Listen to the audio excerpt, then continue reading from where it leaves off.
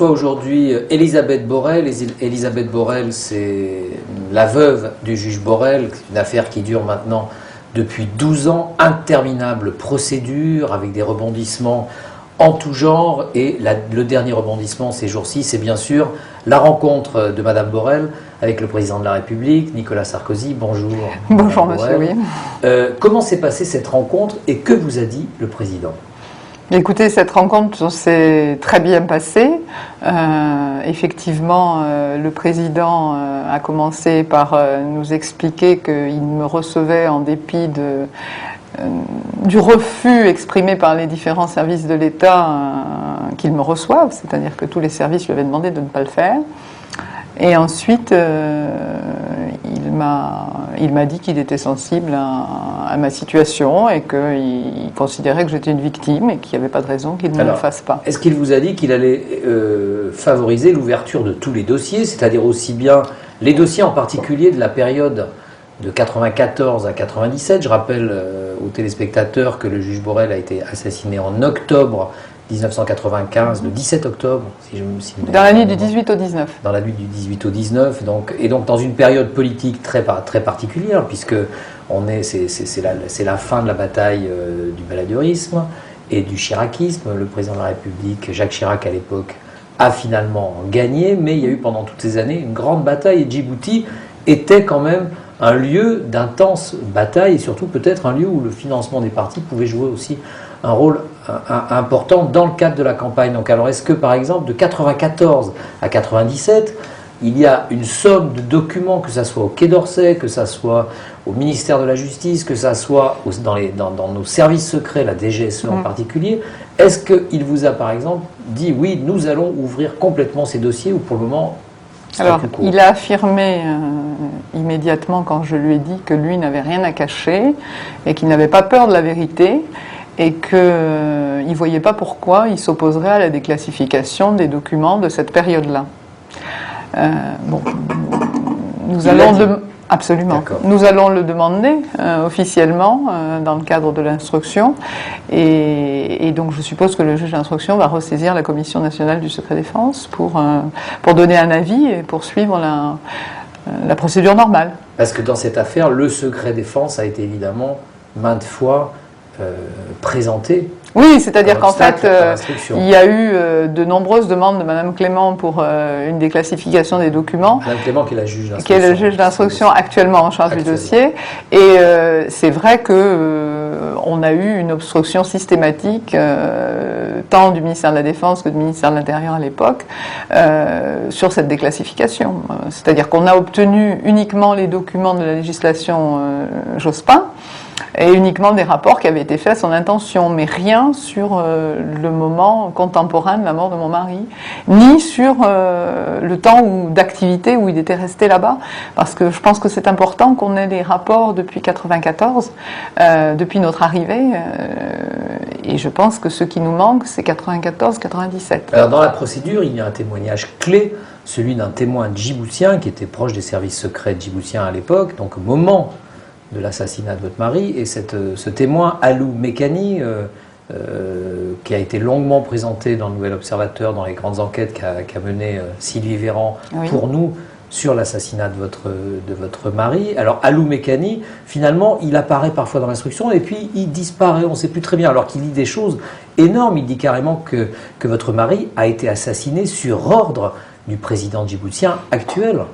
Oui, alors c'est pas tout à fait ce qu'il dit. Il dit simplement que lui, ce qu'il a vu et entendu, alors qu'il était dans la garde présidentielle de l'ancien président qui s'appelle Monsieur Goulet Abtidon, il a vu arriver le jour de la mort de mon mari 5 personnages, 2 terroristes, Awalé Guelleh et Adouani, un terroriste djiboutien, un terroriste tunisien. Ensuite, il y avait un Français. Il y aurait eu un Français. Qui a été cité, son nom a été donné. Et ensuite, il y aurait eu également le colonel Madi, qui était le commandant de la gendarmerie djiboutienne et le directeur des services secrets djiboutiens.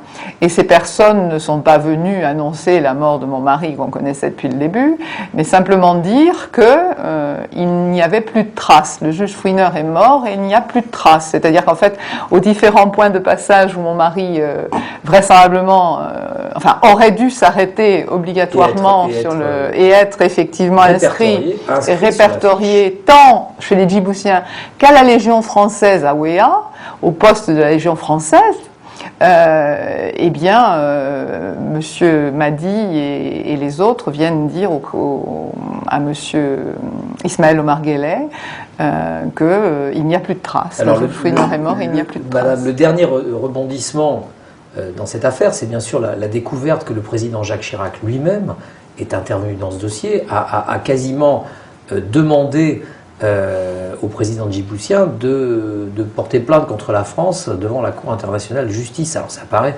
hallucinant. Alors la raison d'État, là on est dans une affaire de raison d'État, c'est-à-dire que finalement la vérité ne compte absolument pas dans cette histoire, puisque même le président conseille quelque part secrètement, plus maintenant puisque tout le monde le sait, son homologue djiboutien. On est quand même dans une histoire de fou.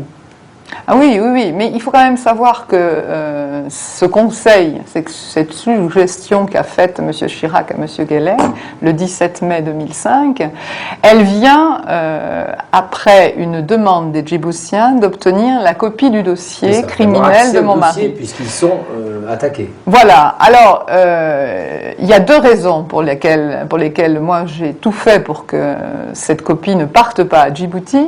La première, c'est que il y a parmi des autorités djiboutiennes, notamment le procureur général, M. Souleymane Djema, un dossier qui concerne des pressions qu'il a exercées directement en Belgique sur M. Alou-Mekani. Cette affaire est à l'instruction.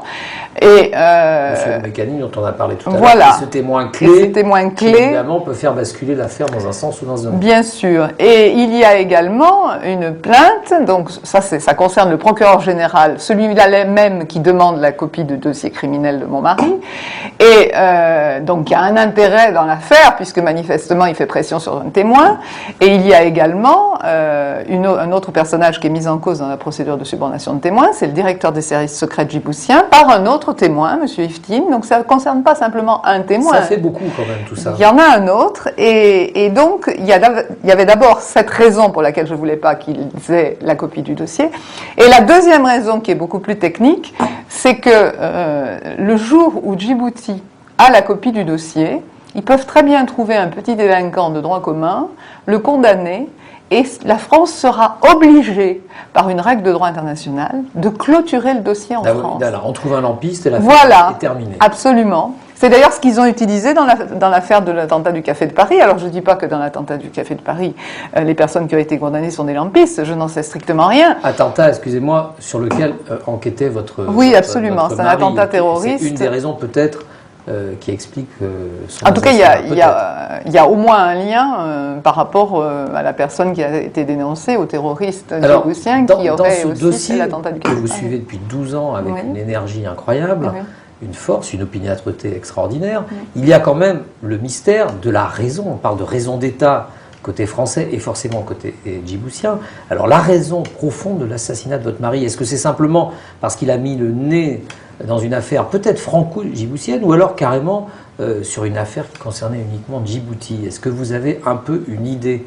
Alors moi j'ai le sentiment que c'est une affaire qui concerne les deux États, enfin qui concernait les responsables des deux États à ce moment-là.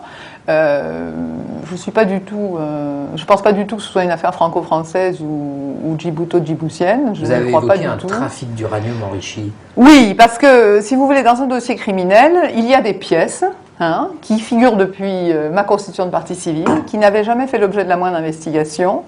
Et c'est vrai que ce volet-là, c'est-à-dire que j'ai trouvé dans les papiers cachés de mon mari deux documents relatifs à l'attentat du Café de Paris et un document qui est une liste de produits chimiques qui concerne pour deux d'entre eux du mercure rouge et pour le troisième de l'uranium enrichi. Bon, avec des noms de sociétés, je suppose, susceptibles de fournir ces produits-là. On connaît dans d'autres dossiers ces histoires d'uranium enrichi et de mercure rouge, et souvent dans ces filières-là, il y avait de l'argent qui partait pour les partis politiques. C'est peut-être un des aspects de cette affaire qui fait qu'elle fait aussi peur. C'est possible. Il y a beaucoup de menaces, beaucoup de pressions. Vos avocats eux-mêmes ont reçu des pressions. Mes avocats actuellement font l'objet d'attaques systématiques. Je trouve ça très regrettable parce que nous, ce qu'on cherche, c'est la vérité.